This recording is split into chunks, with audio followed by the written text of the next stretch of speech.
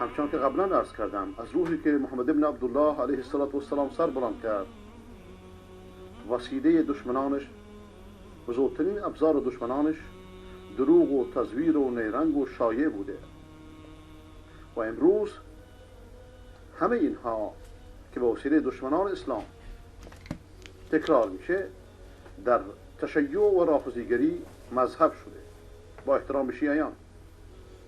لیکن حقیقت تلخ همین است که مولایانشون دروغگوترین مذهب و مرام را ایجاد کردند و اسلام نسبت میدن، تا حدی که خود ناچارن بگن که 9 دهم دین ما تغییه برای توجیه کارهای خودشون.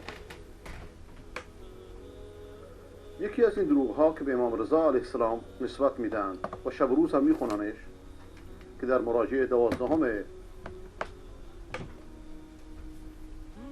موسوی هستش،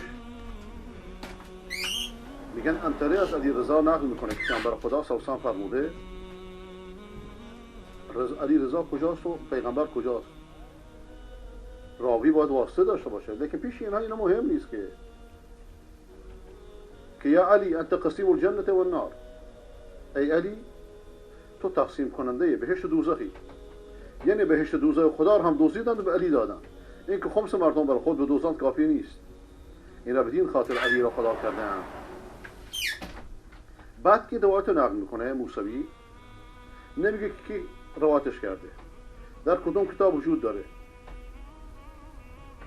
تا کسی نتونه بپرسه که آیا سندش کجاست و درسته یا نه. علی رضا علی نبی،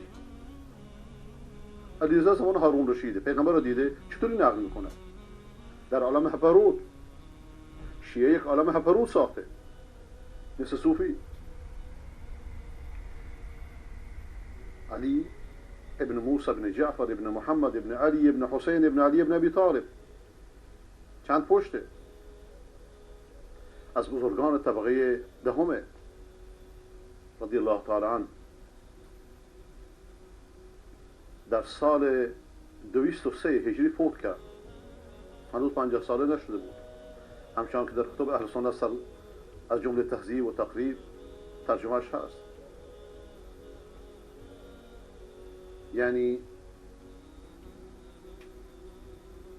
امام رضا تقریبا 243 سال بعد از پیغمبر متولد شده. هیچ سندی هم برای این حدیث ذکر نشده. آیا اسانید شیعه اینه که به اهل بیت نسبت بدن و کافیه؟